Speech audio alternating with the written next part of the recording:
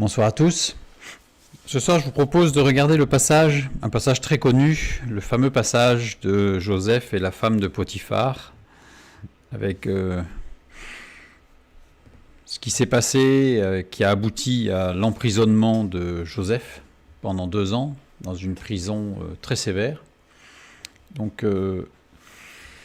une sorte de disproportion entre ce qui s'est passé, ou ce qui semble s'être passé, et puis une prison, 2 ans. Et on va regarder d'un peu plus près pourquoi le texte biblique nous donne beaucoup de détails en réalité sur ce qui s'est passé. Et on va voir que le texte est extrêmement dense, puisqu'il y a beaucoup plus qu'on imagine comme détails et informations. Donc je vous propose de commencer. En introduction, je dis rapidement que beaucoup d'éléments vont... Je vais les reprendre directement pour ne pas perdre de temps dans une nouvelle démonstration. Je vais les reprendre de toute l'étude sur l'esclavage en Égypte, où justement on a abordé pas mal de sujets, beaucoup de choses, et en particulier qui correspondent à Joseph ou à l'environnement historique, social, géographique de ce qui va se passer, enfin des événements que nous allons regarder ce soir. Je propose tout d'abord de lire Genèse 39, les versets 1 à 6. On fit descendre Joseph en Égypte, et Potiphar, officier de Pharaon, chef des gardes, égyptien, l'acheta des Ismaélites qu'il y avait fait descendre. L'Éternel fut avec lui, et la prospérité l'accompagna. Il habitait dans la maison de son maître, l'Égyptien. Son maître vit que l'Éternel était avec lui, et que l'Éternel faisait prospérer entre ses mains tout ce qu'il entreprenait. Joseph trouva grâce aux yeux de son maître, qu'il employa à son service, l'établit sur sa maison, et lui confia tout ce qu'il possédait. Dès que Potiphar l'eut établi sur sa maison et sur tout ce qu'il possédait, l'Éternel bénit la maison de l'Égyptien à cause de Joseph. Et la bénédiction de l'Éternel fut sur tout ce qui lui appartenait, soit à la maison, soit au champ. Il abandonna aux mains de Joseph tout ce qui lui appartenait, et il n'avait avec lui d'autre soin que celui de prendre sa nourriture. Or Joseph était beau de taille et beau de figure. Et la suite, versets 7 à 20.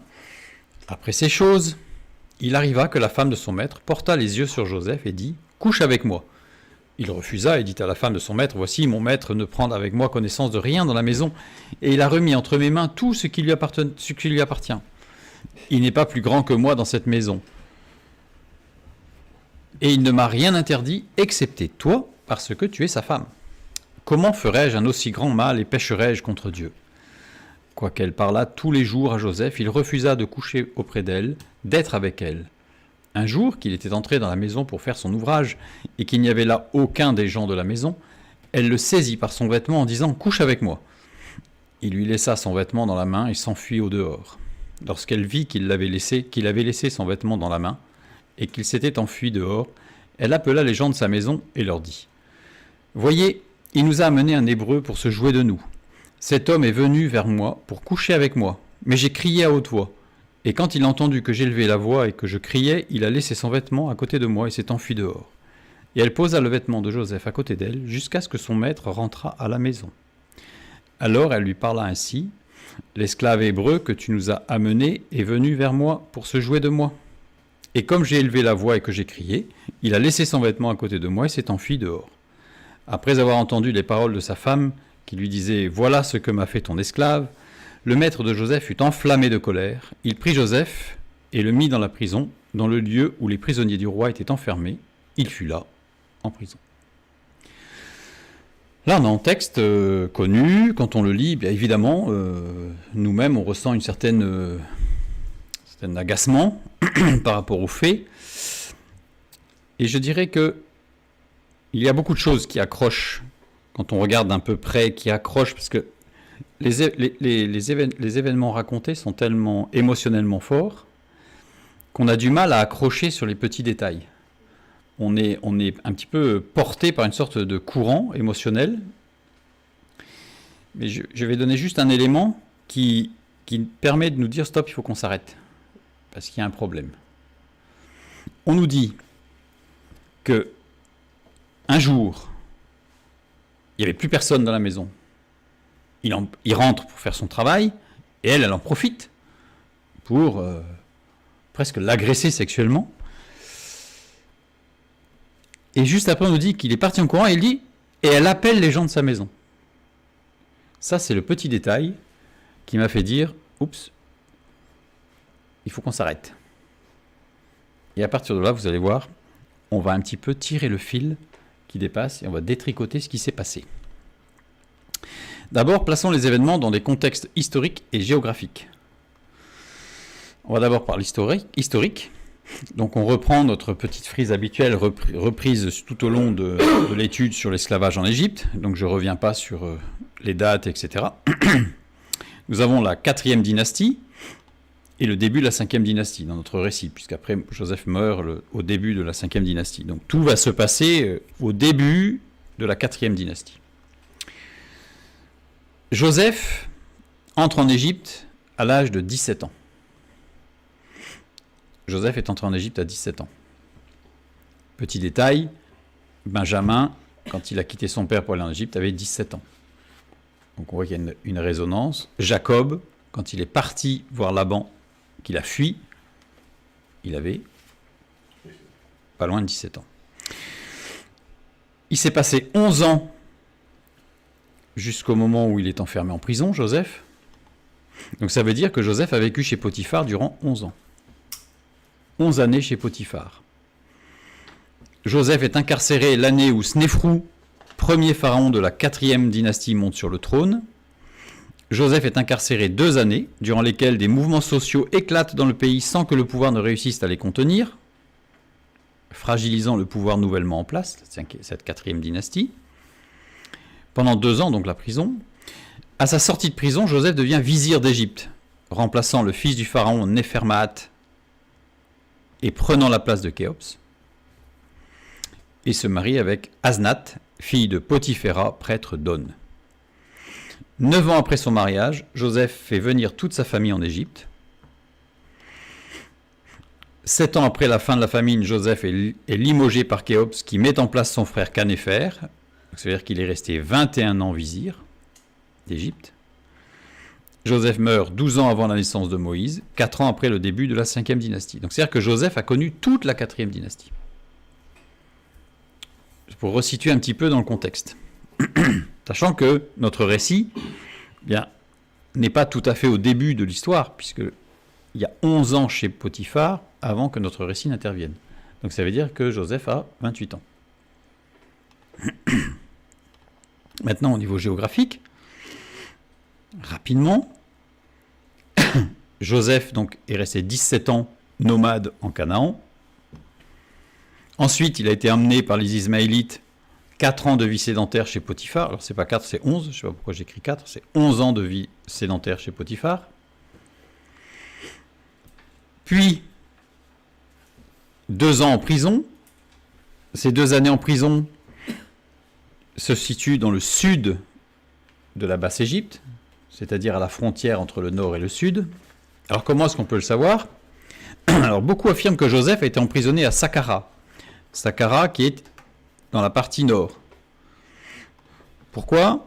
Parce qu'en fait, c'était la prison royale. Mais la prison du pharaon se situait dans la région où vivait le pharaon, puisque c'est le pharaon qui jugeait les prisonniers qui allaient dans cette prison. Or, si le pharaon a vécu à Héliopolis sur plusieurs dynasties, il a vécu à Thèbes durant le 4e et la 5e dynastie, c'est-à-dire pendant nos événements. C'est pour ça que la situation historique est importante. Donc ça veut dire que la prison s'est située près de Thèbes. Ensuite, il a été 21 ans nomade en tant que vizir, puisque le texte biblique nous dit, Genèse 41-46, Joseph était âgé de 30 ans lorsqu'il se présenta devant Pharaon, roi d'Égypte, et il quitta Pharaon, donc une fois qu'il est vizir, et parcourut tout le pays d'Égypte, mais littéralement, il faut lire, et il parcourait tout le pays d'Égypte, c'est-à-dire qu'il ne cessait de parcourir tout le pays d'Égypte. Donc, ça veut dire qu'il a vécu 21 ans nomade, avec un pied-à-terre bien sûr, mais nomade puisqu'il bougeait tout le temps. Et enfin, 64 ans de vie, mi-nomade, mi-sédentaire, puisqu'il voyageait entre le sud, près de Thèbes, où il y avait le temple de Ptah, le fameux temple du Dieu créateur unique, etc., qu'il avait fait construire. Donc Joseph était continuellement entre Gozen, la partie hébraïque, et le temple de Ptah. Donc il voyageait entre les deux, puisqu'il n'était plus vizir. et qu'il a mis en place toute l'éducation, etc., tout un système éducatif, instructif par rapport aux enfants, comme on l'a déjà vu. Donc tout ça, il est mort à... C'est ça? Il est mort très âgé, ouais. Alors je renvoie pour ces petits clins d'œil sur vie sédentaire, vie nomade, je renvoie à l'étude Pourquoi l'esclavage en Égypte, la 8e partie, avec le but de l'esclavage, où on parle en fait de cet intérêt entre la vie nomade et la vie sédentaire. Voilà. Maintenant, venons au texte. Genèse 39, 1. On fit descendre Joseph en Égypte, et Potiphar, officier de Pharaon, chef des gardes égyptiens, l'acheta des Ismaélites qu'il y avait fait descendre. Alors littéralement, c'est plutôt, il faudrait lire, plutôt que on fit descendre, Joseph fut descendu en Égypte, ce qui revient à peu près au même. C'est même un peu plus lourd là, mais on va voir que c'est important. Parce que fut descendu, yarad, qui veut dire descendre, mais descendre physiquement, moralement et spirituellement. C'est-à-dire que Joseph fut abaissé en Égypte. Égypte, Mitzraïm, terre de dépression. C'est-à-dire que Joseph a été abaissé en terre de dépression. Ça présente un petit peu l'entrée en matière, je dirais. Et on nous dit un peu plus loin que ce sont les Ismaélites qui l'y avaient fait descendre. Toujours le même verbe yarad, descendre physiquement, moralement et spirituellement. Mais il y a une différence. Le premier, yarad, conjugué au radical ophal du mode parfait, tandis que le deuxième est conjugué au radical iphil du mode parfait. C'est le radical qui change entre le ophal et le iphil, l'ophal étant plus rare. Mode parfait, l'action fut unique et elle s'est totalement réalisée dans le passé, donc ça s'est fait une fois. Le ophal, c'est le passif du iphil. Le iphil, c'est quoi? C'est le causatif actif. Ça veut dire que le ophal, c'est le causatif passif. Ça veut dire, dans le cadre du radical iphil, le sujet détermine une transformation affectant le second actant. Les Ismaélites ont été les agents qui ont fait descendre Joseph en Égypte. Qui ont fait, je dirais, qui ont abaissé, mais ce sont des agents. En fait, ce ne sont pas eux qui ont géré l'affaire, mais ils ont été les agents pour le faire. Et le fait que ce soit au radical iphal, ça veut dire que le sujet fait effectuer une action par un autre agent que lui-même. Ça veut dire quoi? On parle là de factitif, ça c'est pour ceux qui font de la grammaire hébraïque. Un agent extérieur aux Ismaélites a agi sur eux pour faire descendre Joseph en Égypte. Ça veut dire qui? C'est Dieu. Ça veut dire que la conjugaison subtile, Dieu est discret, Dieu ne s'impose pas. Mais les Ismaélites, le texte montre bien qu'ils ont été des instruments entre les mains de Dieu pour abaisser, pour rabaisser Joseph. Donc je pense que Joseph, quand il s'est vu qu'il allait être vendu, on peut imaginer qu'il espérait qu'il y ait un bon prix quand même, parce qu'il était assez fier de lui. Et peut-être que le prix qui est ressorti n'était pas du tout à la hauteur de ses espérances, donc ça l'a un peu rabaissé. Par exemple, Dieu a conduit les Ismaélites à agir sur Joseph pour l'amener à descendre de la haute estime qu'il avait de lui-même. Et c'est dans cet état d'esprit qu'il va rentrer chez Potiphar. C'est-à-dire un peu cassé.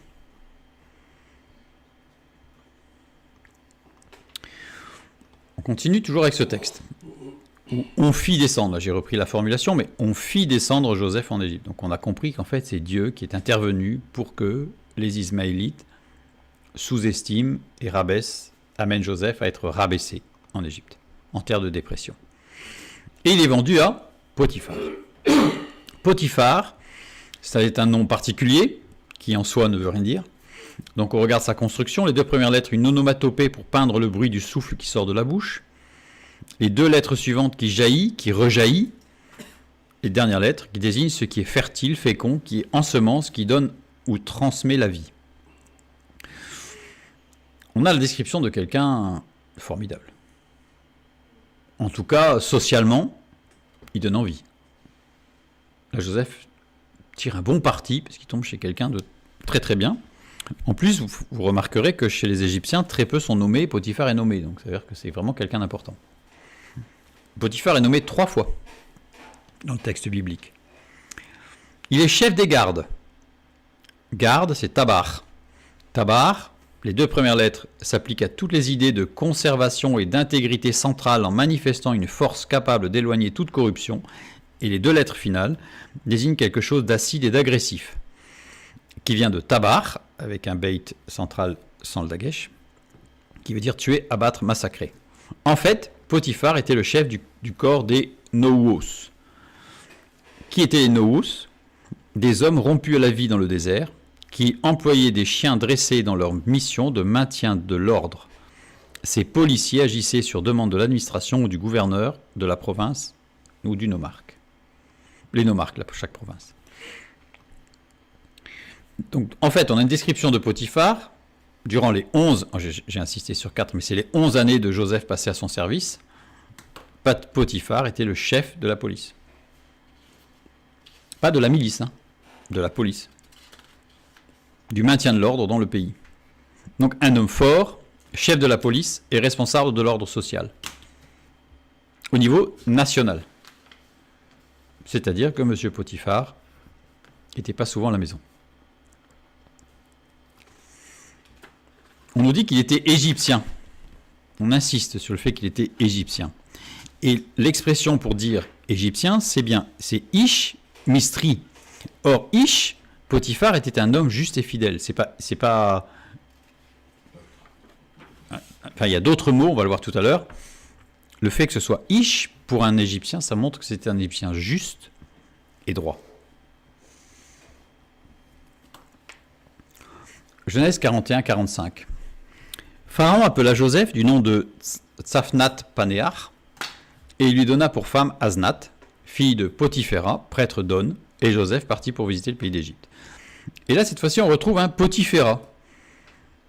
Alors, Potiphéra, ça s'écrit presque comme Potiphar. D'accord ? Il y a juste la dernière lettre qui change. Mais ici, la première lettre est Dagesh, donc c'est-à-dire désigne la bouche de l'homme. Les 2 lettres suivantes, le son de voix claire et aiguë. Un cri de frayeur. Les 2 lettres suivantes s'appliquent à toutes les idées de beauté, de grâce, de charme et d'attrait. Et les 2 dernières lettres désignent quelque chose qui devient fragile. On peut le lire autrement aussi. Si on prend les 3 premières lettres, onomatopée pour peindre le bruit du souffle qui sort de la bouche, tiens, c'est encore Potiphar, qui jaillit, qui rejaillit, et les 3 dernières lettres, onomatopée qui peint le bruit que fait une chose en fendant l'air et en la frappant avec un mouvement puissant. Et enfin, on peut le lire encore autrement, c'est-à-dire qu'on peut le dire Potiphar plus la lettre Aïn. Avec juste la première lettre qui est Dagesh, donc c'est comme si on rajoutait un P, et la dernière lettre qu'on a ajoutée, le Aïn. Donc si on rajoute ces 2 lettres pour encadrer Potiphar, on a une onomatopée qui peint un cri, un hurlement bestial et puissant. En fait, on a la description de Potiphar après les 2 années de prison de Joseph, les 2 années de début de règne socialement difficile de Snéfrou. Vous savez, pendant que Joseph était en prison, on a vu que c'était difficile socialement. Il y avait des mouvements sociaux très importants en Égypte à cette époque. C'est-à-dire que Potiphar a dû beaucoup travailler, puisqu'il était le maintien de l'ordre. Et là, qu'est-ce qui s'est passé ? Eh bien, un homme atteint dans sa virilité, qui a été, entre guillemets, féminisé, affaibli et souffrant. Lors de conflits ou de guerres, il était d'usage de chercher à blesser les hommes ennemis aux parties génitales pour les humilier et les amoindrir, car dans ce cas, ils ne pouvaient plus reprendre leur fonction militaire. C'est pour ça que dans les juges, etc., on voit qu'il fallait qu'ils comptent les prépuces. Enfin, c'est assez macabre et glauque. Et en fait, c'était d'usage, ça voulait dire qu'ils avaient humilié et qu'ils avaient réduit l'armée adverse d'autant de soldats pour les prochaines batailles. Sachant que l'objectif n'était pas de tuer. L'objectif, c'était d'amoindrir l'adversaire. Voilà. Après ce genre de blessure, les fonctionnaires, et en particulier ceux qui servaient dans l'armée, étaient réorientés dans la prêtrise, ceux qui étaient émasculés. Et on voit que justement Potiphar est devenu prêtre d'On. Donc une certaine logique. Donc cet homme a été arrêté dans sa force d'exécution en tant que chef de la police nationale, par un acte barbare, certes, mais qui l'a physiquement obligé à arrêter ses fonctions. Donc là, on a Potiphar. Genèse 39, 7. Après ces choses, il arriva que la femme de son maître porta les yeux sur Joseph et dit « Couche avec moi ». Maintenant, on va s'intéresser à la femme de Potiphar. Vous allez me dire, on n'a pas beaucoup d'informations. On en a pas mal. En tout cas, on en a suffisamment pour comprendre qui est cette femme. Après ces choses, quelles choses? On va regarder au verset 6, ce qui s'est passé juste avant. Il abandonna aux mains de Joseph tout ce qui lui appartenait, et il n'avait rien avec lui d'autre soin que celui de prendre sa nourriture. Or, Joseph était beau de taille et beau de figure. Les deux mots, les deux termes qui ont été traduits par beau, c'est Yaphé. Yaphé qui veut dire qui est embelli et élégant. C'est-à-dire que, or, Joseph était embelli et élégant. De taille, toar, de tracé et des formes.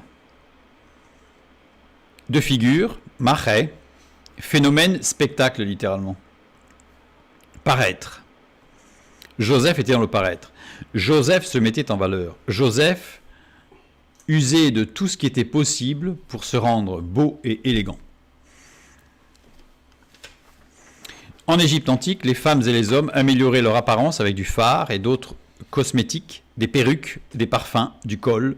Donc on imagine Joseph avec une perruque, du fard, du col, et qui s'épilait, puisque à l'époque, il était de bon ton de n'avoir aucun poil. Donc il fallait s'épiler intégralement. Et donc Joseph, pour être beau, pour être considéré comme en tant qu'Égyptien pour être beau, il avait subi une épilation intégrale et il veillait à ce que cela reste ainsi. Donc on a un Joseph qui paradait.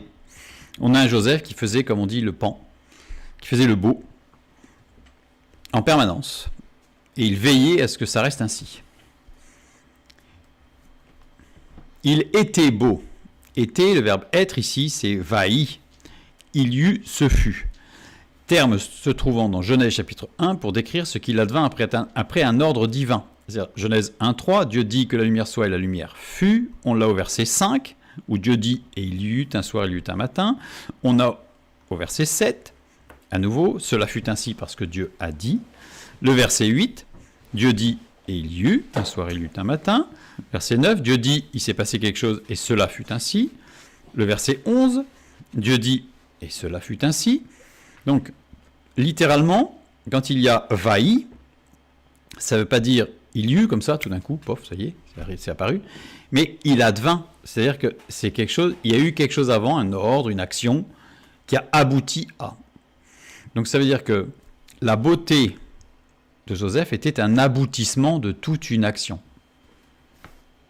Donc on a bien toute cette dynamique de Joseph qui se faisait beau. Voilà. Or, il advint que Joseph s'embellissait, se mettait en valeur et se montrait en spectacle, se pavanait. Littéralement, c'est ça. Genèse 37, 13 à 14. Israël dit à Joseph, « Tes frères ne font-ils pas paître le troupeau à Sichem? Viens, je veux t'envoyer vers eux. » Il répondit, « Me voici. » Israël lui dit, « Va, je te prie, et vois si tes frères sont en bonne santé, et si le troupeau est en bon état. » Donc ça, on est en Canaan. « Et tu m'en rapporteras des nouvelles. » Il l'envoya ainsi de la vallée d'Hébron, et Joseph alla à Sichem. J'aurais pu mettre une carte pour voir un peu ce qui se passait. Mais le verset 18 est intéressant. Ils le virent de loin, et avant qu'il fût près d'eux, ils complétèrent de le faire mourir. Alors, c'est-à-dire qu'il était remarquable quand même, pour qu'on puisse le reconnaître de loin. Et le verset 23 nous dit, lorsque Joseph fut arrivé près de ses frères, ils le dépouillèrent de sa tunique, de la tunique de plusieurs couleurs. Je ne sais pas si ça vous donnerait l'idée, par exemple, de reprendre vos vêtements de mariée, la robe de mariée pour madame et le costume de mariée pour monsieur, pour aller à travers champs, à travers ronces, pour aller chercher, voir si les frères, si les troupeaux paissent convenablement. Je ne pense pas. Joseph, oui. Joseph, il fallait qu'il paraisse, il fallait que l'on voie quand même qui il était.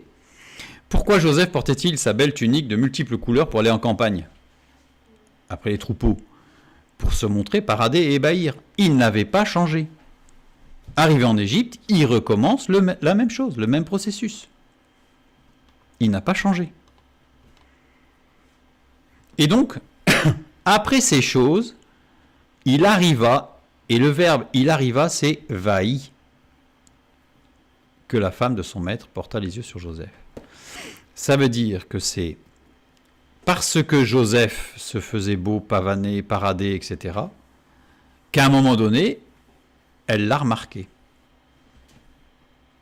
Et il y a un lien de cause à effet, il y a un lien de conséquence.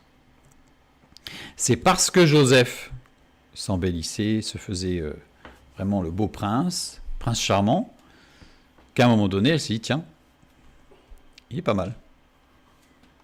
Il y a quelque chose à regarder par là. Le lien de cause à effet est établi avec ces choses. Quelle chose? Ce qu'il y a juste avant, c'est-à-dire le fait que Joseph veillait de très très près à son apparence afin de paraître, d'être un phénomène. Maré, c'est très fort. Ça veut dire que dans la maison de Potiphar, Joseph était un phénomène. C'est pas quelqu'un qui se mettait beau et qui se coiffait bien. Il était un phénomène. Ah, c'en est à la limite du ridicule. Ça rappelle un petit peu la cour de Louis XIV. C'est-à-dire qu'on on frise l'excès qui rend ridicule. L'excès qui rend ridicule. Donc forcément, à un moment donné, on ne pouvait pas ne pas le remarquer, en fait. Même qu'on puisse trouver ça ridicule ou pas, à un moment donné, il était forcément... on le voyait, quoi. Il y a une petite chose qui est intéressante, c'est que dans le cadre de Joseph, comme on vient de le voir ici, dans Genèse 39:6, le terme « vaï » s'écrit tel que je l'ai donné ici avec les diacritiques. Et pour la femme de Potiphar, « vaï » s'écrit avec d'autres diacritiques. Et ce qui va m'intéresser, c'est le diacritique qui concerne la femme de Potiphar. Ici, alors d'abord pour Joseph, on a une mouna, exprime le repos, la passivité, alors que pour la femme de Potiphar, on a un révi, c'est-à-dire désigne les 4 directions. Ça veut dire quoi? Ça veut dire que Joseph n'avait pas d'arrière-pensée. C'est-à-dire qu'il se faisait beau parce qu'il se trouvait beau, il s'aimait beaucoup, il était autosuffisant, et il ne faisait pas attention à ce que ça pouvait engendrer. Voilà. C'était lui, pour lui, il s'aimait beaucoup. Alors que pour Madame Potiphar, le révi montre que la femme de Potiphar, elle, était active dans son regard, c'est-à-dire qu'elle était aux aguets. C'est-à-dire qu'elle était active. Elle regardait un peu partout. Genèse 39, 8 et 9, verset suivant. Il refusa, il dit à la femme de son maître, « Voici, mon maître ne prend avec moi connaissance de rien dans la maison, et il remit entre mes mains tout ce qui lui appartient. Il n'est pas plus grand que moi dans cette maison, et il ne m'a rien interdit excepté toi, parce que tu es sa femme. Comment ferais-je un aussi grand mal et pécherais-je contre Dieu? Il ne m'a rien interdit excepté parce que tu es sa femme. » L'attitude de la femme de Potiphar était connue, car quel homme stipulerait textuellement « Tu ne toucheras pas ma femme, car elle est mon épouse ?»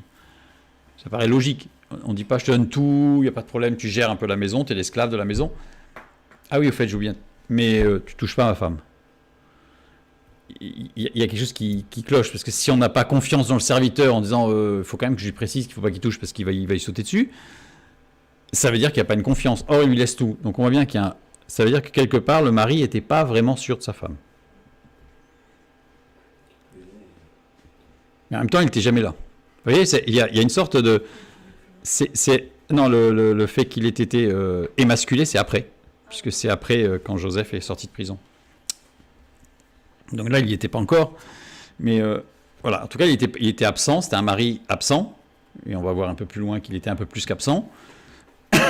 Et donc, il y avait des doutes quand même. Il préfère s'assurer par rapport à sa femme. On revient sur notre verset 7. Donc, en raison de ces choses, et on a compris quelles étaient ces choses, il advint que la femme de son maître porta les yeux sur Joseph. Et il dit, couche à mes bois. En même temps, c'était difficile de le rater, Joseph. Dans le couloir, on voyait que lui, quoi. Donc, la femme de son maître porta les yeux sur Joseph. Le verbe porter ici, c'est le verbe nassa, qui s'écrit soit avec shin, soit un samek. Qui veut dire en tout cas lever, porter, soutenir, avec une idée d'endurance. C'est-à-dire qu'elle Elle s'est dit, tiens, c'est quoi cet énergumène? Et elle a commencé à le regarder d'un peu plus près. Alors qu'avant, elle ne l'avait pas vu. Elle n'avait pas remarqué. Puis d'un coup, c'est quand même bizarre. Du coup, elle a commencé à être... Le regard a été attiré, puis elle a commencé à regarder d'un peu plus près ce phénomène dans la maison.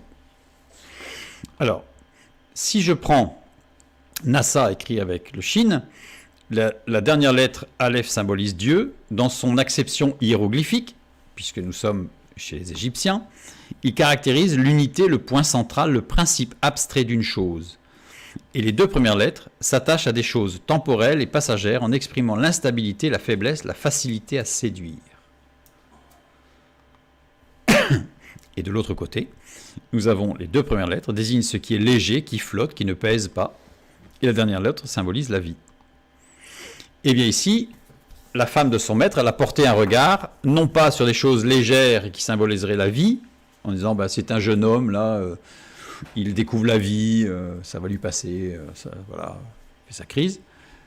Non, elle a porté un regard sur les choses temporelles, passagères, sur la facilité à séduire. Voilà, là, ça y est, ça a commencé là. Mais avant, il n'y avait pas. C'est l'attitude de Joseph qui a induit quelque chose. Il est conjugué au mode imparfait, donc c'est-à-dire qu'elle portait, c'est pas elle porta, il advint qu'elle commença à porter les regards, et puis elle a commencé, c'est-à-dire qu'après elle portait les regards, elle le regardait de plus en plus. Action continue, répétée et réitérée. La femme de Potiphar portait régulièrement les yeux sur les regards sur Joseph. À partir du moment où il a joué de sa superbe en tant que phénomène, et voilà, il a attiré le regard et ça a accroché quelque chose. Et elle a mis quand même 11 ans à en arriver à demander une relation sexuelle, couche avec moi. Donc ça s'est pas fait comme ça, du jour au lendemain. C'était pas une femme qui d'un seul coup avait une pulsion, il fallait qu'elle assouvisse sa pulsion. 11 ans quand même. 11 ans avec l'énergumène, à le regarder, évoluer. Il s'est épilé aujourd'hui, c'est pas épilé, il a mis du fard, il n'a pas mis de fard, il a mis du col, il n'a pas mis de col. Et petit à petit, voilà, elle en est arrivée là. Le verbe porter, tel que conjugué ici, vatissa, on a un petit diacritique. Darga. Darga, l'action s'est déroulée en marche d'escalier. Ça veut dire que elle a porté les regards, mais que ça s'est déroulé en marche d'escalier, comme par des étapes successives, qui l'ont amené, à un moment donné, à désirer un acte sexuel. Et en fait, c'est assez simple. Ça a commencé par un regard complaisant, peut-être même amusé, puis un regard amusé, puis un regard coquin, puis un regard excité, puis un regard érotisant. Érotisant, qu'est-ce que ça veut dire? C'est un regard qui stimule, notamment par voie hormonale, les impulsions sexuelles et les caractères sexuels d'ordre physique et psychique en agissant sur le système nerveux central. C'est-à-dire que quand on a des choses, quand on regarde certains éléments qui peuvent être amusants, anodins, mais qui ne sont pas anodins, puisque c'est ce qu'on appelle, ce sont des éléments érotisants. Nous savons aujourd'hui que certaines parties du corps de la femme sont érotisants chez l'homme. Ça ne veut pas dire que chez l'homme, ça y est, il a une pulsion, il devient fou, mais ça veut dire que ça active certaines choses au niveau de son système nerveux central. C'est physiologique. Quelqu'un qui dit non, pas moi, c'est dangereux parce que ça veut dire qu'il n'est même pas conscient de comment ça marche chez lui. Mais maintenant, il y a des parties du corps de l'homme qui font la même chose chez la femme. Et ce ne sont pas les mêmes parties du corps. Et ce ne sont pas les mêmes parties du corps. Le système nerveux central comprend l'encéphale et la moelle épinière. L'encéphale contrôle la plupart des fonctions du corps, dont la perception, les mouvements, les sensations, les pensées, la parole et la mémoire. Les sensations. À partir du moment où on est dans un regard ou une parole ou une action érotisante, donc elle n'est pas érotique, mais elle stimule, hop, ça y est, on va commencer à avoir des perceptions. Alors la perception la plus classique, c'est je suis fou amoureux ou je suis folle amoureuse. En fait, il ne s'agit pas d'amour. Il s'agit simplement d'une réaction à une situation érotisante. la moelle épinière maintenant. Les nerfs émergent de la moelle épinière pour innerver les deux côtés du corps. La moelle épinière fait circuler les signaux nerveux, leur permettant d'aller et venir entre l'encéphale et les nerfs du reste du corps. Ça veut dire qu'à partir du moment où on est sur une situation érotisante, on a tout le système nerveux qui est en alerte. Donc forcément, il ne faut pas s'attendre à ce qu'il ne se passe rien. Il va forcément se passer quelque chose. Ça va peut-être prendre du temps. Chez Madame Potiphar, ça a pris 11 ans. Un regard érotisant qui donne un caractère érotique à quelque chose. Qu'est-ce que c'est que quelque chose érotique? Désigne l'ensemble des phénomènes qui éveillent le désir sexuel et les diverses représentations, en particulier culturelles et artistiques, qui expriment ou suscitent cette affection des sens. Donc c'est-à-dire que va commencer à se mettre des tas de choses en place.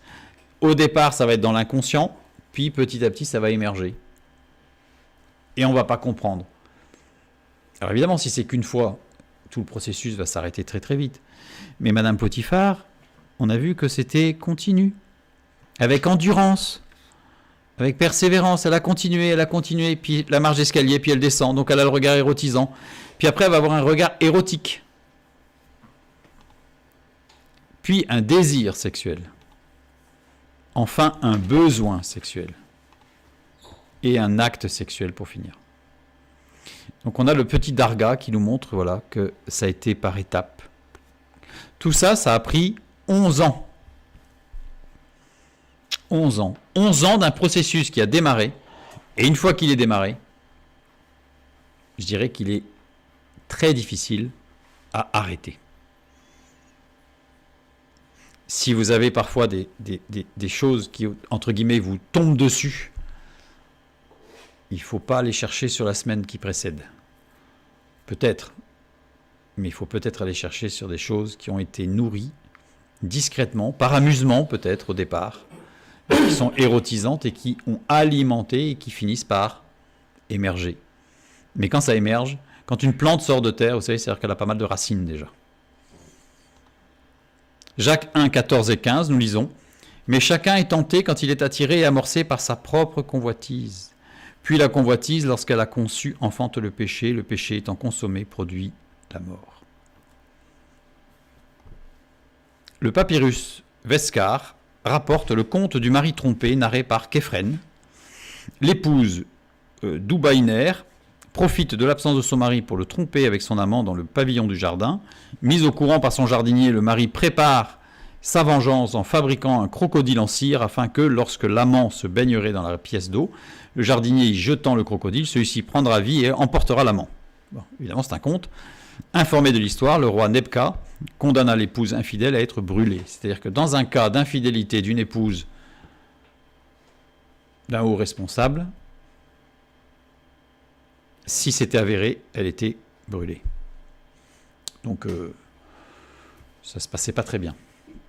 Et pour autant, elle a quand même demandé la relation sexuelle avec l'esclave, malgré les risques.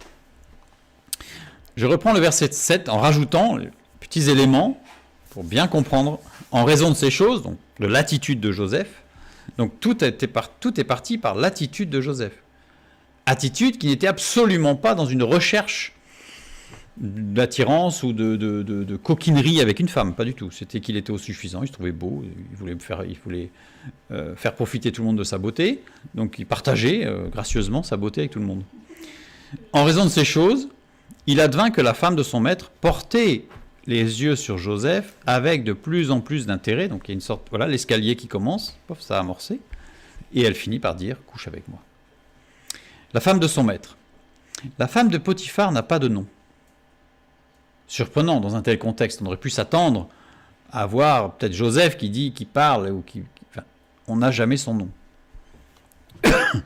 La femme de Potiphar ne se définit que par rapport à son mari. C'est toujours la femme de son maître, la femme du maître de Joseph, la femme de Potiphar. Elle-même, en fait, elle n'est rien. C'est Potiphar qui est quelque chose, et elle est sous l'ombre de Potiphar. Genèse 39, 5, nous lisons. Dès que Potiphar l'eut établi sur sa maison et sur tout ce qu'il possédait, l'Éternel bénit la maison de l'Égyptien à cause de Joseph. Et la bénédiction de l'Éternel fut sur tout ce qui lui appartenait, soit à la maison, soit au champ. Genèse 39, 8 et 9. Il refusa et il dit à la femme de son maître, non, toujours pas son nom, mais voici, mon maître ne prend avec moi connaissance de rien dans la maison. Il a remis entre mes mains tout ce qui lui appartient. Il n'est pas plus grand que moi dans cette maison et il ne m'a rien interdit excepté toi parce que tu es sa femme. Comment ferais-je un aussi grand mal? Potiphar est le maître de la maison et sa femme fait partie de ce qui lui appartient. Puisqu'en fait, au verset 5, on dit qu'il l'a établi sur toute sa maison, tout ce qui lui appartient. Et on a une petite information, 2-3 versets plus loin, où il nous dit pas toucher à sa femme, qui fait partie des choses qui lui appartiennent. Donc on voit bien que la femme de Potiphar n'est considérée que comme un élément appartenant à Potiphar. On pourrait presque dire un objet de la maison. Pour elle, évidemment, c'est difficile. Et regardez le mot, c'est là que ça m'a beaucoup surpris quand j'ai étudié le texte. En raison de ces choses, il advint que la femme de son maître, et le mot femme ici, c'est Échet. Or, Échet, bibliquement, c'est la femme vertueuse, louable, qui tient bien sa maison et sa famille. C'est quand même bizarre que cette femme, avec ce qu'elle a fait quand même à Joseph, c'est quand même bizarre. Mais on comprend que c'était une femme qui se tenait dans les vertus, dans la droiture, et puis l'action de Joseph a engendré une petite pierre qui a commencé à dévaler la colline et qui s'est grossie, et à un moment donné, c'était plus gérable. C'était plus gérable. Potiphar n'accorde aucun intérêt à son épouse, qui pourtant est une femme ayant des vertus. Elle est présentée comme Échet, pas Isha. Échet, ça veut dire une femme qui a des vertus. Une femme qui fait partie des femmes remarquables. Elle était remarquable, la femme de Potiphar. Et là, le texte ne nous dit pas physiquement, c'était une femme de vertu. C'est quand même curieux. Mais attention, la chute. La chute. Les versets 17 à 19, toujours de ce chapitre 39. Alors elle lui parla ainsi, l'esclave hébreu que tu nous as amené, donc là c'est après, voilà, c'est après ce qui s'est passé, Joseph est parti en courant, elle attend que son mari rentre et elle lui dit, l'esclave hébreu que tu nous as amené est venu vers moi pour se jouer de moi, et comme j'ai élevé la voix et que j'ai crié, il a laissé son vêtement à côté de moi et s'est enfui dehors, après avoir entendu les paroles de sa femme, qui lui disait, voilà ce que m'a fait ton esclave, le maître de Joseph fut enflammé de colère. On va voir tout à l'heure pourquoi il était enflammé de colère, on va comprendre. Alors elle lui parla. Ce qui est traduit par parler ici, c'est l'adjonction de deux verbes, c'est dabar et amar. Les deux voulant dire parler, dire quelque chose. Sauf que dabar, c'est déclarer, qui vient de déber, désigne un arrangement d'informations ordonnées qui commande des actions précises. C'est pour ça que quand Dieu parle, parfois c'est dabar, c'est-à-dire que c'est ordonné, puis il se passe des choses, c'est quelque chose de précis. Et amar, parler, penser avec fierté et orgueil, agir fièrement, et surtout, sémantiquement, la construction du verbe, ça veut dire mettre en résonance. Dabar, ici, puisque les deux verbes sont employés en même temps, est conjugué au radical piel et au mode imparfait. Ça veut dire quoi? Ça veut dire que, généralement, la femme de Potiphar doit user d'un discours préparé avec une attitude adaptée pour amener son mari à l'écouter. Le fait d'employer les deux mots, ça veut dire que il faut qu'elle structure son discours, il faut qu'elle réfléchisse, il faut qu'elle prépare tout ce qu'elle va dire pour réussir à ce que son propos soit bien entendu et qu'il soit mis en résonance. Donc on voit que c'est un peu compliqué quand même. Donc on voit que Potiphar, il n'est pas vraiment à l'écoute de sa femme. Et dès qu'elle lui parle, il faut qu'elle prépare, il faut qu'elle joue de stratégie un petit peu de communication pour qu'il l'écoute. Et ça aussi, ça ne va pas jouer en la faveur de la situation.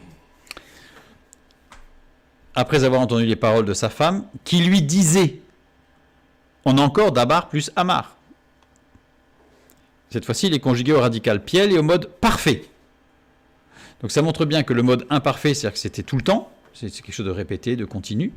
Donc quand elle lui parlait ainsi, donc quand elle devait construire son discours, et quand elle lui disait, là on a vraiment la description de ce qu'elle a dit à ce moment-là, c'est au parfait.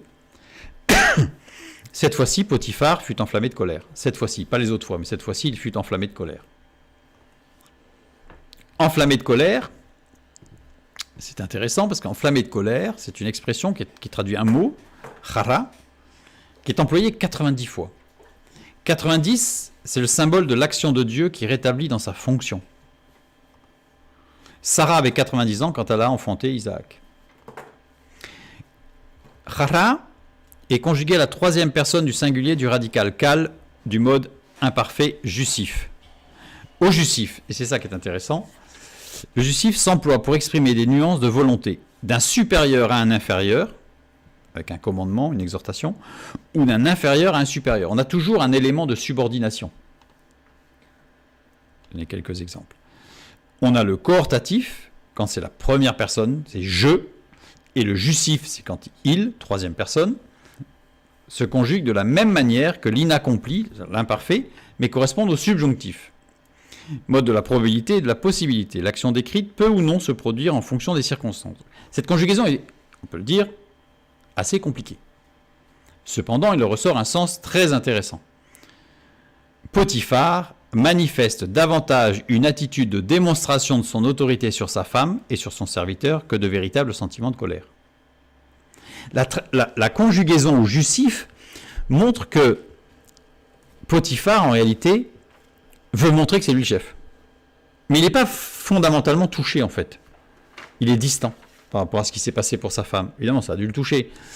Mais il met plus d'honneur à reprendre sa place de mari qui protège sa femme et de chef de la maison qui va dire à l'esclave, maintenant c'est moi le chef, on arrête, que de véritablement défendre sa femme. Donc on voit bien la situation familiale.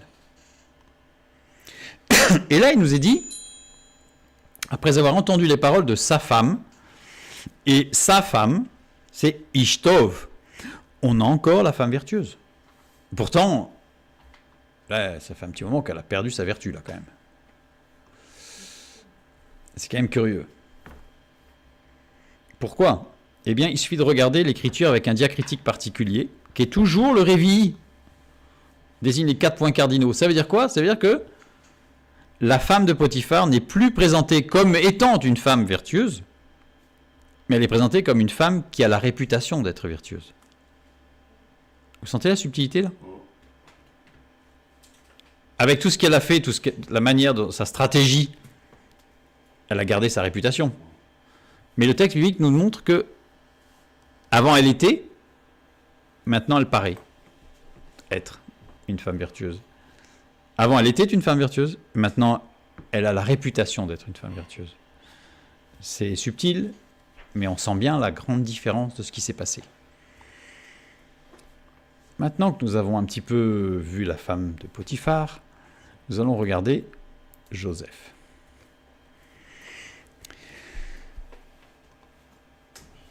Genèse 39, 7 et 8. En raison de ces choses, il advint que la femme de son maître porta les yeux sur Joseph, donc on a compris, et il dit « couche avec moi ». Il refusa, et il dit à la femme de son maître « voici, mon maître ne prend avec moi connaissance de rien dans la maison, et il a remis entre mes mains tout ce qui lui appartient ». Alors on a l'impression que Joseph, il tient ferme, alors un roc, qui regarde la femme, qui en imagine presque langoureuse, et qui froidement lui dit « impossible, laisse tomber ». C'est une niette. Regardons bien d'un peu plus près. Il refusa. Maen. Maen, ça veut dire refuser. Conjugué au radical piel, ça veut dire catégoriquement. Ah, on est un peu rassuré dans notre lecture.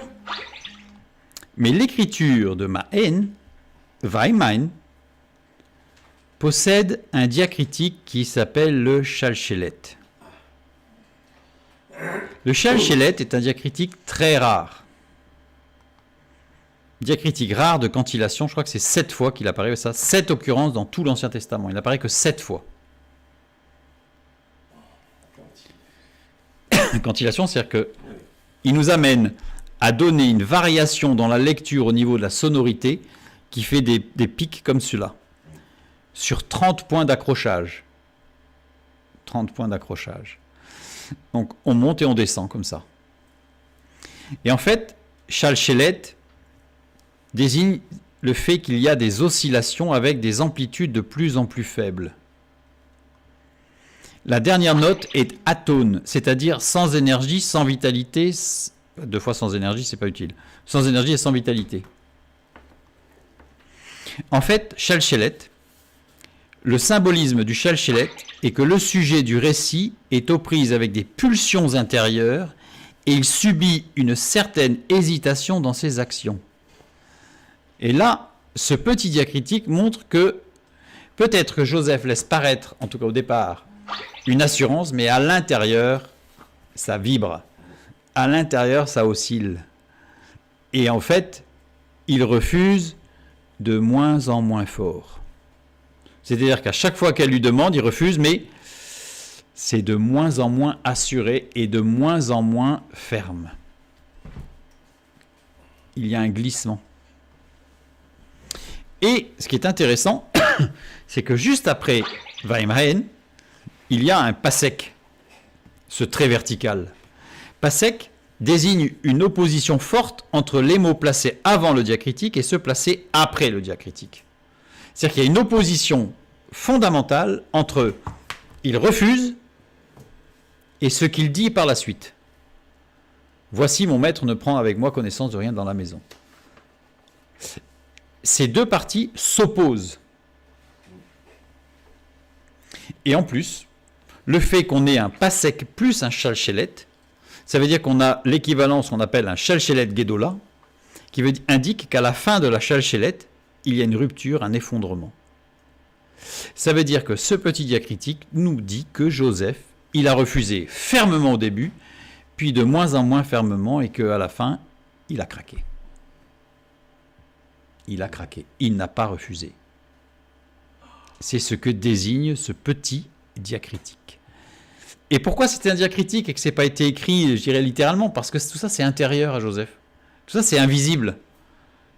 Ça fait partie de l'intimité de Joseph. Mais voilà. Ça a diminué. Et à un moment donné, et alors voilà, maintenant, on a vu qu'il y avait le pasek, donc ça veut dire qu'une opposition ferme entre ce refus radical piel, donc qui semble catégorique, et la phrase qui suit, il dit « Voici, hen ». Hen désigne une hypothèse qui serait souhaitable, une possibilité qui se situerait plus loin dans une autre direction. Là, on est dans... en fait, ça serait bien. Il y a quelque chose qui serait bien, là. En fait, on a vu que le pasek désigne une opposition forte entre les mots placés avant et après, c'est-à-dire le refus et la phrase. On a vu le hen, voilà.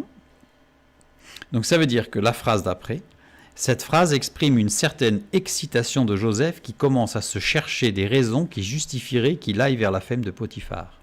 En réalité, ce qu'il dit, c'est vrai qu'il m'a quand même laissé tout pouvoir à la maison.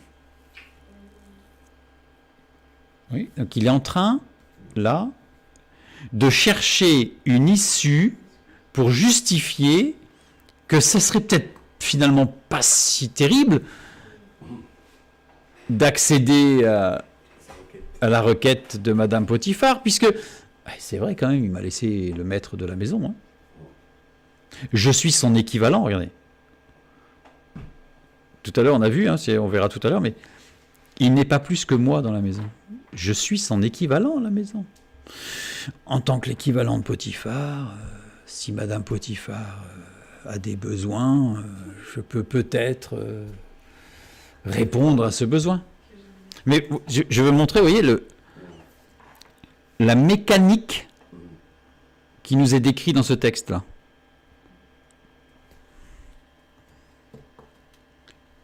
Et en plus, cette pensée, il la partage avec Madame Potiphar, parce qu'il dit et il dit à la femme. C'est-à-dire qu'il n'a pas gardé ça pour lui, il est allé la voir et dit tu sais que finalement, qu'est-ce que t'en penses? Qu'est-ce que t'en penses de mon idée? Vous voyez, alors là, ça y est, on a commencé à avoir une certaine connivence là. On sent bien, le texte biblique retranscrit vraiment les deux glissements de la femme et de Joseph, qui sont d'abord parallèles et qui à un moment donné vont se rejoindre. Mais quand ils vont se rejoindre, ils ne vont pas prendre peur. Ça va être l'inverse, ça va continuer la descente. Genèse 39, 7 à 9.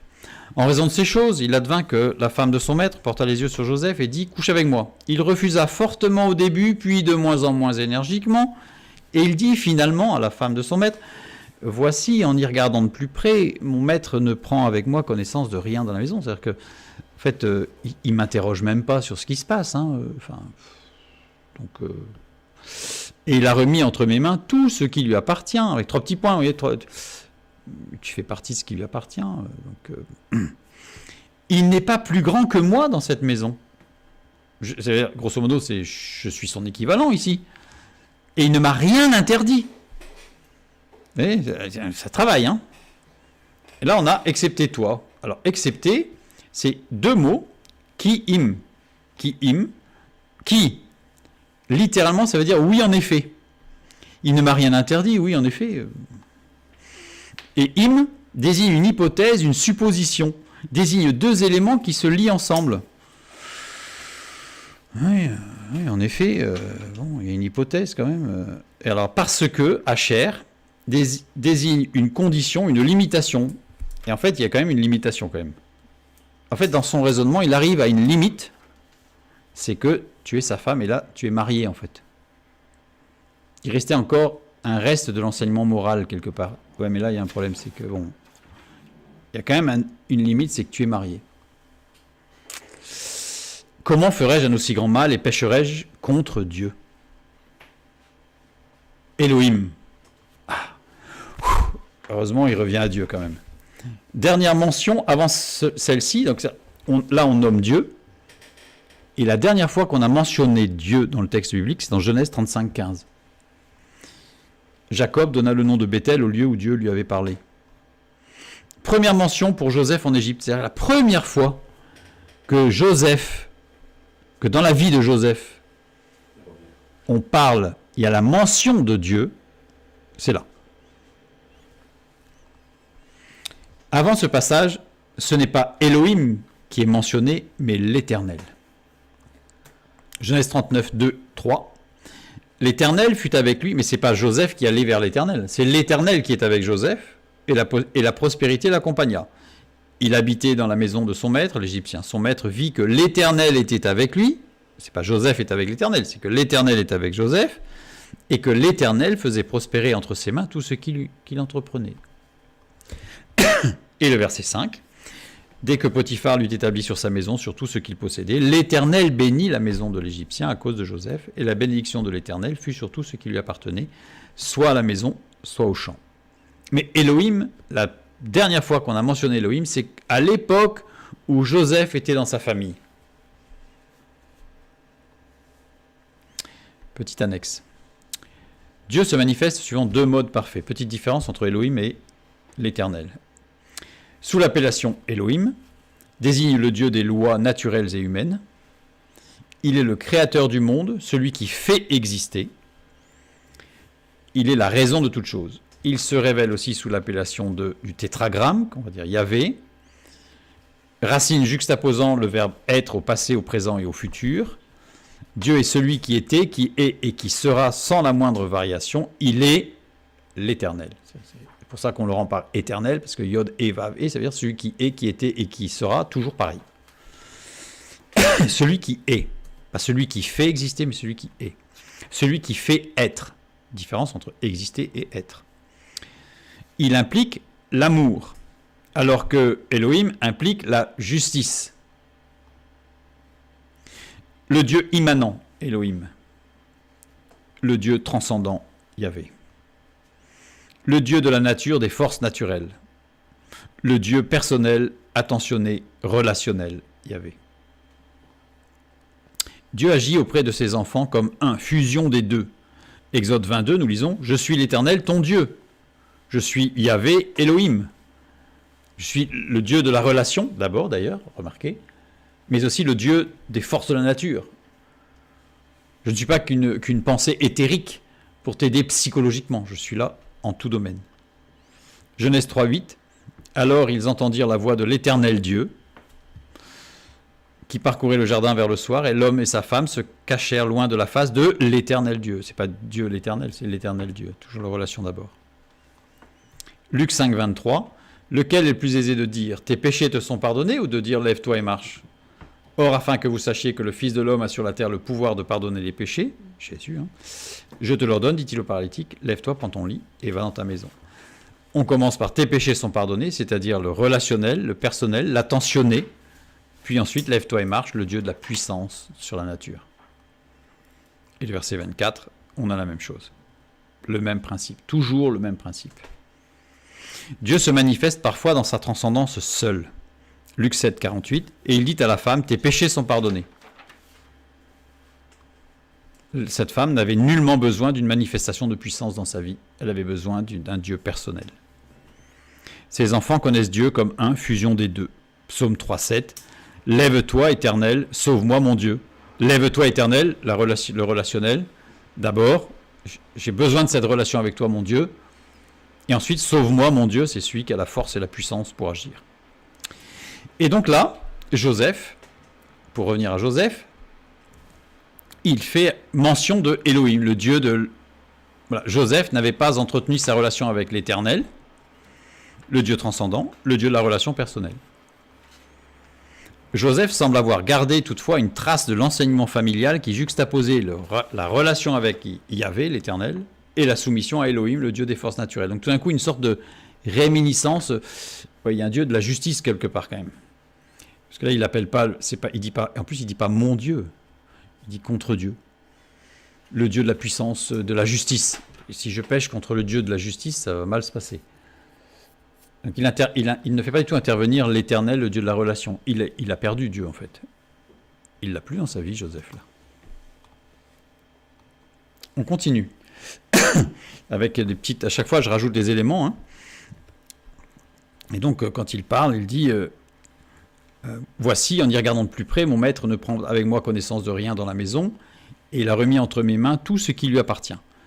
Il n'est pas plus grand que moi dans cette maison, et il ne m'a rien interdit. Oui, en effet, et même peut-être éventuellement toi, cependant tu es marié. Là, il y a le blocage. Là.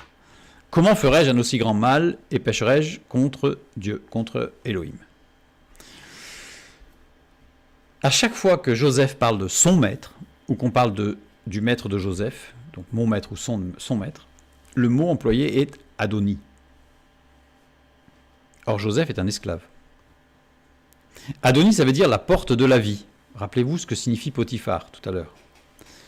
En tant qu'esclave, il aurait dû employer Gébir, celui qui a l'autorité. Maître aussi, mais le maître qui parle, le maître de son esclave. Or, Joseph parle toujours de Adoni. Ça veut dire qu'en réalité, Joseph admirait Potiphar. Pour Joseph, Potiphar était sa voie de salut et de réussite. Potiphar, c'était son point d'accrochage. Et quand il parle de Elohim, il ne dit pas mon Dieu, il dit contre Elohim. Elohim, c'est quoi Elohim ? Elohim désigne le Dieu des forces de la nature, on vient de le dire, mais désigne aussi des hommes importants qui étaient des modèles. De quel Elohim Joseph parle-t-il ?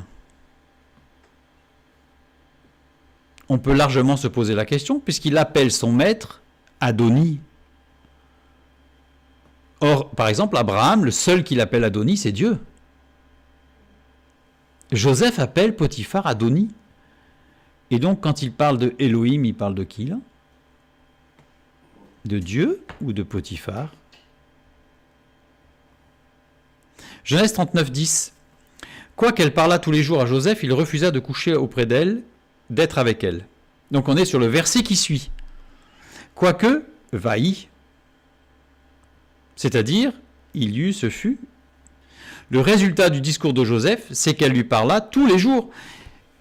Le fait qu'il vaillit, c'est-à-dire que comme Joseph lui a dit, mais en fait, peut-être qu'en fait, du coup, elle, qu'est-ce qu'elle a fait ? Elle s'est dit, ah mais ouais, mais t'as peut-être raison. Et donc, du coup, hop, ça a rembrayé, en fait. Pour rajouter, et on descend la marche d'escalier, vous savez ? Le chalchelette, clic, clic, clic, clic, on descend, on descend. Les Égyptiens connaissaient le Dieu de la nature, ils en avaient peur. Et on voit bien, parce que par exemple, le pharaon, quand Jacob rentre en Égypte, Pharaon va demander à ce que Jacob le bénisse. Parce que Jacob venait avec Elohim, était aussi au nom de Elohim que le pharaon a demandé à être béni, le Dieu des forces de la nature. le pharaon, les Égyptiens avaient peur du Dieu de force de la nature. D'ailleurs, quand Moïse va venir et qu'il va parler au nom de l'Éternel, le pharaon va lui répondre, c'est qui l'Éternel, je ne connais pas. Par contre, Elohim, je connais. Le Dieu de la force de la nature qui fait peur, la puissance. Mais le Dieu de la relation directe, inconnu. Donc les Égyptiens en ont peur. Donc ça veut dire que grammaticalement et sémantiquement, Elohim désigne Potiphar. En fait, Joseph ne fait pas du tout mention de Dieu. En fait, Joseph a oublié Dieu dans sa vie. Et il se débat avec ses propres pulsions qu'il a lui-même engendrées et il ne s'en sort plus. Et il ne s'en sortira plus jusqu'au moment où Dieu va intervenir. Le verset 10. Donc, en raison de cela, il advint qu'elle parla, c'est-à-dire en raison de ce que Joseph venait de penser tout d'un coup dans la structure de peut-être qu'on pourrait, en fait, voilà. Il advint qu'elle parla tous les jours à Joseph. Il refusa de coucher auprès d'elle, d'être avec elle. Il refusa, c'est pas le même verbe que tout à l'heure. Là, c'est shama, qui veut dire écouter attentivement. C'est différent de maen de tout à l'heure, qui veut dire refuser.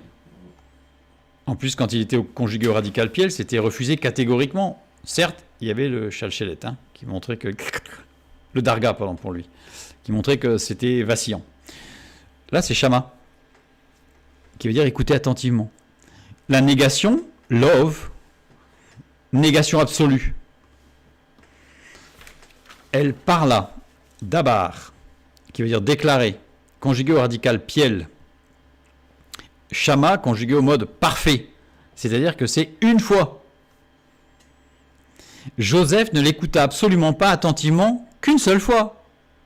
C'est-à-dire la première fois. La première fois, il dit « Oh non, non, non ». Mais dès la deuxième fois, c'est « on va peut-être réfléchir ». Les autres fois, il l'écouta attentivement. C'est-à-dire que le texte biblique nous dit que une seule fois, il ne l'écouta pas attentivement, mais que par la suite, comme elle n'arrêtait pas tous les jours de lui parler, ben la première fois, il a dit non, non, non, non. Et après, ça y est, c'est parti. Ça a recommencé le même processus. De coucher auprès d'elle, etzel, côte à côte, à proximité l'un contre l'autre. La proposition de la femme de Potiphar était de simplement, entre guillemets, passer un moment allongé ensemble. Ah non, non, non, on va pas faire des choses qui ne sont pas bien. Mais on voit le glissement. Genèse 39, 11. Un jour qu'il était entré dans la maison pour faire son ouvrage et qu'il n'y avait là aucun des gens de la maison. C'est le verset suivant. Vaï. Il y eut, ce fut. Le résultat de l'écoute de Joseph, c'est qu'un jour, il s'est passé quelque chose. Cette proposition qu'elle lui formulait régulièrement, qu'il a refusé d'écouter au début, puis que finalement il a commencé à écouter, a abouti à ce qu'un jour, il s'est passé quelque chose.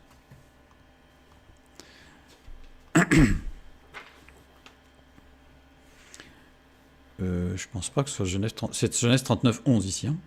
C'est 1, mais c'est 11. Un jour qu'il était entré dans la maison, donc il advint justement, suite à, en tant que, enfin, comme conséquence de ce qui s'est passé juste avant, un jour qu'il était entré dans la maison pour faire son ouvrage et qu'il n'y avait là aucun des gens de la maison.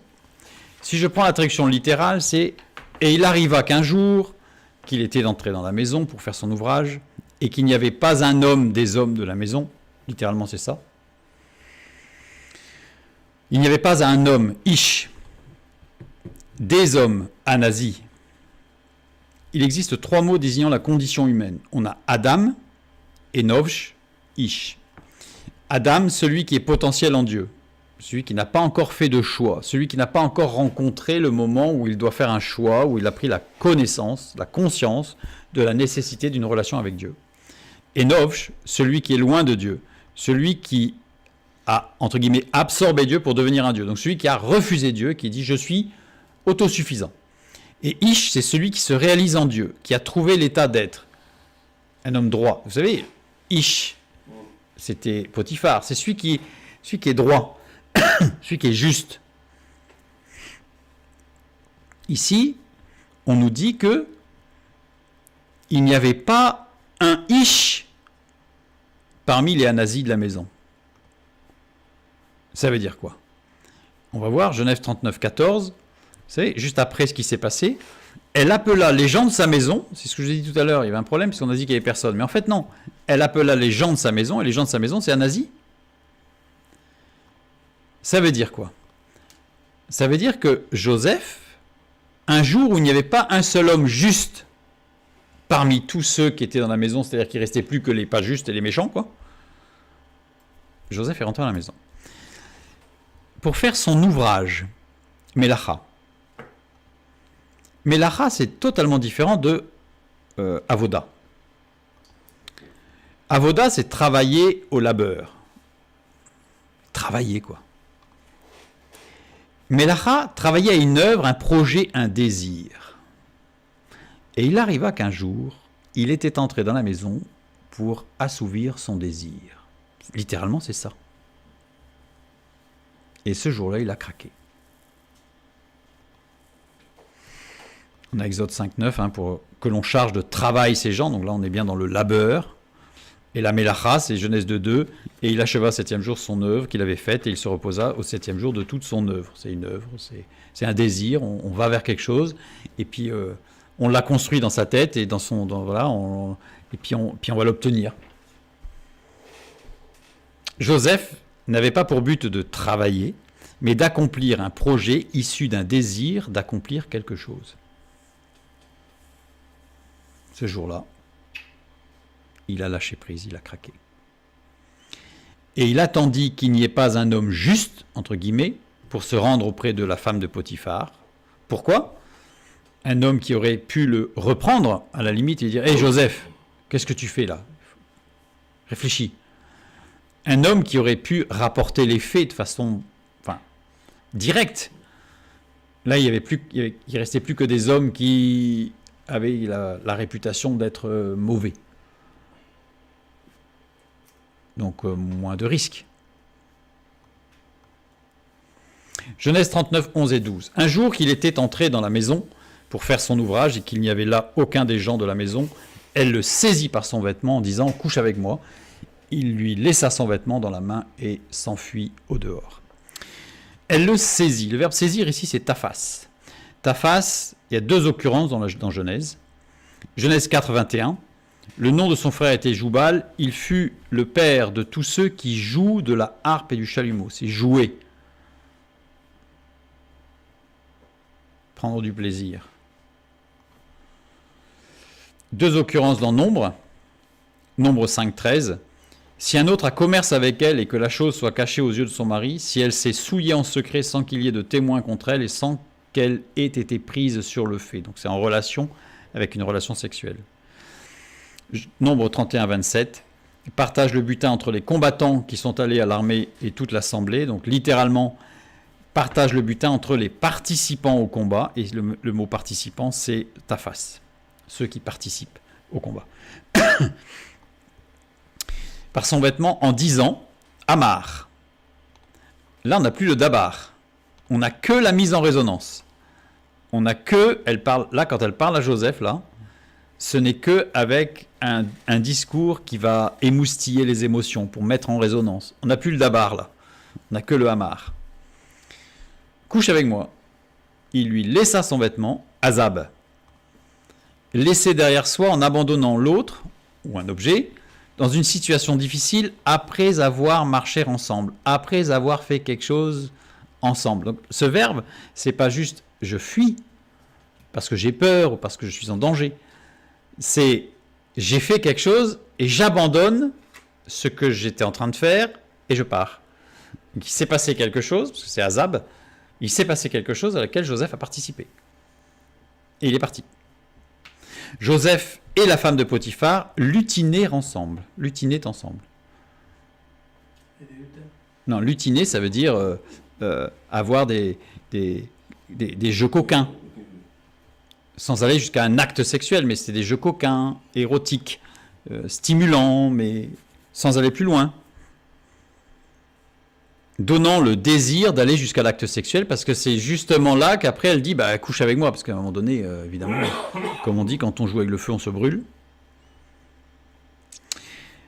Elle se saisit par son vêtement. Il y a un jeu avec les vêtements, puisque ici c'est Baby Dove. Baby Dove. Les deux premières lettres désignent quelque chose de creux qui grossit et grandit. Les deux lettres suivantes désignent quelque chose qui excite, nourrit l'intérieur et les sens. Et les deux donnent la notion de laisser faire, de permettre, indiquent une détention, une évacuation soudaine et rapide. Et les deux dernières lettres expriment un sentiment profond de tristesse, de douleur et de peine profonde. À un moment de leurs jeux érotiques, Joseph a éjaculé. Et à ce moment-là précis, la tristesse a envahi le cœur de Joseph. C'est à ce moment-là que d'un coup Joseph a dit, là, ça a fait un boum. Il a réalisé ce qu'il faisait. Mais c'était trop tard. Mais c'était trop tard. Et ensuite, il lui laissa son vêtement, Big Dove. Les deux premières lettres toujours désignent quelque chose de creux qui grossit et grandit, désignent une foule qui s'agite, un grand tumulte, signe de séparation du néant et de l'être, signe convertible universel. C'est-à-dire que ça y est, il a pris sa décision, rupture, avec toute cette folie de la descente du jeu qui commence par un jeu et qui finit par une perversion qui rend esclave, dont on ne peut pas se libérer. Donc là, ça y est, il s'est libéré en fait. Et à partir de là, il va aller en prison. D'ailleurs, on voit bien qu'il ne va pas se défendre, il va aller en prison. Et là, on va voir tout à l'heure ce qui se passe, c'est extraordinaire. Parce que littéralement, si je prends le texte, en plus c'est au parfait, hein, donc ça veut dire que c'est une fois. Ça n'a pas été graduel là, c'est une fois. Il lui laissa son vêtement dans la main et il se libéra, littéralement, dans notre traduction, il manque un verbe en fait, qui n'est pas traduit. Et il se libéra et courut au dehors. Donc il se libéra, c'est-à-dire que c'est une libération qui n'est pas que physique, évidemment, parce qu'elle ne le tenait pas prisonnier, mais il se libéra, c'est-à-dire que ça y est, mais c'était trop tard, mais il a compris. Il a compris. Il lui laissa son vêtement, il est conjugué au mode parfait. Ce vêtement, ça veut dire que le vêtement était souillé.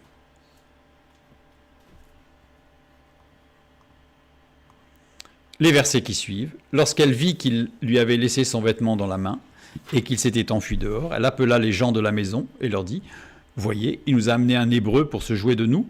Cet homme est venu vers moi pour coucher avec moi, mais j'ai crié à haute voix, et quand il a entendu que j'élevais la voix et que je criais, il a laissé son vêtement à côté de moi et s'est enfui dehors. » Les gens, donc elle appela les gens, Anasis, elle n'a pas appelé les Ish, hein, elle a appelé les Anasis. Celui qui est loin de Dieu, celui qui se pense autosuffisant, donc qui est fondamentalement mauvais au regard de Dieu, et leur dit, et là on a Amar. Le premier Amar, donc Amar sémantiquement mettre en résonance, il est conjugué au mode imparfait, et le deuxième au mode infinitif. Ça veut dire quoi? Ça veut dire que elle a raconté avec de nombreux détails à plusieurs reprises pour bien faire vibrer les émotions des gens de la maison, donc c'est-à-dire qu'elle y est allée, hein. Amar. Donc c'est-à-dire que là, on est allé dans l'émotion le plus possible. Genèse 39, 16 à 18, elle parle à son mari, et elle posa le vêtement de Joseph à côté d'elle jusqu'à ce que son maître rentrât à la maison. Alors elle lui parla ainsi, « L'esclave hébreu que tu nous as amené est venu vers moi pour se jouer de moi. Et comme j'ai élevé la voix et que j'ai crié, il a laissé son vêtement à côté de moi et s'est enfui dehors. » Elle posa. Le verbe poser ici, c'est yanar. Yanar, c'est laisser tranquille. C'est pas poser, c'est laisser tranquille. Mais il est conjugué au radical ifil.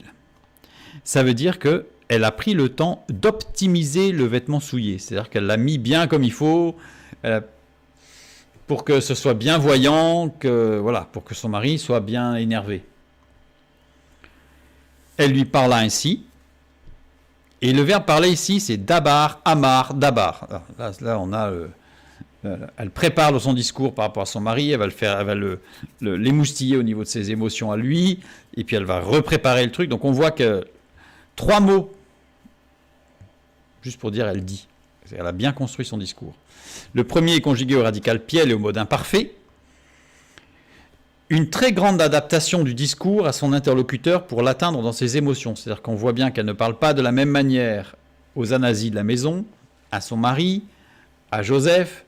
Donc là, en fait, elle est dans la gestion stratégique de la communication pour réussir à émoustiller et pour faire vibrer ce qu'elle a envie de faire vibrer, la corde sensible. Se jouer, il nous a emmené un hébreu pour se jouer. Jouer ici, c'est tsarak. Tsarak qui désigne des attouchements sexuels licites uniquement dans le cadre du mariage. Versets 13 à 15. Ça, c'est quand elle parle aux gens de la maison. Et versets 16 à 18, c'est quand elle parle à son mari. Et en fait, on voit que la femme de Potiphar n'a pas menti.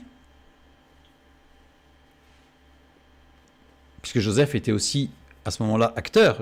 C'est pas elle qui lui a sauté dessus. Il est venu pour ça, ce jour-là, dans la maison. Donc, il y avait une raison. Elle a simplement, entre guillemets, omis une partie de la vérité. Elle était non seulement consentante, mais aussi motrice, autant que Joseph. Et ça, elle a oublié de le dire, évidemment. Évidemment. La vérité, émet, un mot qui veut dire vérité, qui veut dire compassion, qui veut dire justice. Émet se construit avec 3 lettres, Aleph, Mem, Tav, mais si j'enlève la première lettre Aleph, une lettre qui ne se prononce pas, mais qui représente Dieu, donc ça veut dire que phonétiquement, ça change presque rien. Sauf que ça fait un autre mot, Mem, Tav, qui veut dire mort. La vérité sans Dieu, c'est la mort. Une dernière remarque. Deutéronome 23, 17. Il n'y a aucune prostituée parmi les fils d'Israël et il n'y aura aucun prostitué parmi les fils d'Israël. Curieux comme phrase. Le mot prostituée, kadesha, désigne une prostituée et le mot prostituée, kadesh, désigne un prostitué. Genèse 34, 31 maintenant. Ils répondirent, traitera-t-on notre sœur comme une prostituée? Littéralement, traitera-t-on notre sœur comme celle qui se prostitue? Zana. Zana qui commet la fornication, qui est infidèle, qui amène ou force à la fornication, qui amène à l'infidélité. Traduit en grec par toute une variété de termes, ici qui sont énormes, il y en a énormément en fait, mais qui tous désignent le résultat d'un manque de maîtrise de soi. Maîtrise de soi qui est un fruit de l'esprit. Dans la parole de Dieu, ce n'est pas un fruit de du travail sur soi, etc. La maîtrise de soi, c'est un fruit de l'esprit qui ne s'obtient que par l'esprit. Bibliquement, dans son attitude qui était spontanément provocatrice, Joseph était un Kadesh. Dès le départ, Joseph, dans son attitude, dans son comportement, qui n'avait pourtant aucune intention malsaine, mis à part le fait de se mettre en valeur, bibliquement, il est considéré comme un Kadesh, un prostitué, parce qu'il a amené quelqu'un à avoir un comportement illicite. Bibliquement, dans son attitude de recherche, la femme de Potiphar était une Kadesha. Bibliquement, dans son attitude de manque d'attention et de considération pour sa femme, Potiphar était un Kadesh, puisqu'il a amené sa femme aussi par son attitude. Prenons garde à notre comportement. Parce que Dieu, selon notre comportement, pourrait nous appeler un ou une prostituée. C'est là où le prostitué n'est pas celui qui a forniqué, mais c'est celui qui a amené quelqu'un à, même dans ses pensées, à aboutir à des actes illicites. Prenons garde. Prenons garde. Le récit est une mise en relief de l'enchaînement inéluctable des événements quand on ne demeure pas sur la brèche. Quand on quitte Dieu, il peut démarrer toutes sortes de choses qui seront totalement inconscientes, mais qui aboutiront dans 1 an, 2 ans, 3 ans, 10 ans, 15 ans, si on ne revient pas à Dieu, à quelque chose de terrible. Jacques 1, 14, 15, mais chacun est tenté quand il est attiré et amorcé par sa propre convoitise. Puis la convoitise, lorsqu'elle a conçu, enfante le péché, et le péché, étant consommé, produit la mort. Le texte de Jacques ne dit pas que ça se fait dans les 5 minutes. Le texte de Jacques nous dit que ça se fait. Proverbes 6, 10 et 11, ou Proverbes 24, 33 et 34, ce sont les mêmes textes. Un peu de sommeil, un peu d'assoupissement, un peu croiser les mains pour dormir, et la pauvreté te surprendra comme un rôdeur et la disette comme un homme en armes. Et regardez Genèse 39, 23, ce qui se passe. Le chef de la prison ne prenait aucune connaissance de ce que Joseph avait en main, parce que l'Éternel était avec lui, et l'Éternel donnait de la réussite à ce qu'il faisait. L'Éternel était toujours là. L'Éternel n'a jamais abandonné Joseph. Joseph avait abandonné Dieu. Mais Dieu ne l'a jamais abandonné. Parce que dès qu'il est arrivé en prison, l'Éternel était avec lui. Et c'est pas écrit que Joseph était avec l'Éternel. On a vu que Joseph a repris la démarche du retour. Mais dès le départ, l'Éternel était avec Joseph. Yosef, ça veut dire qu'il ajoute. Joseph, il en voulait toujours plus.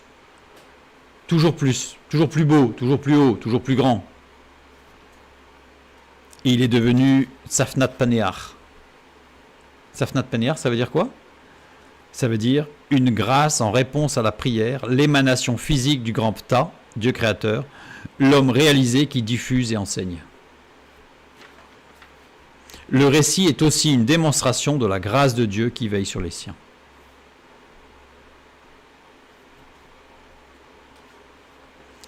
Que Dieu vous bénisse et à bientôt.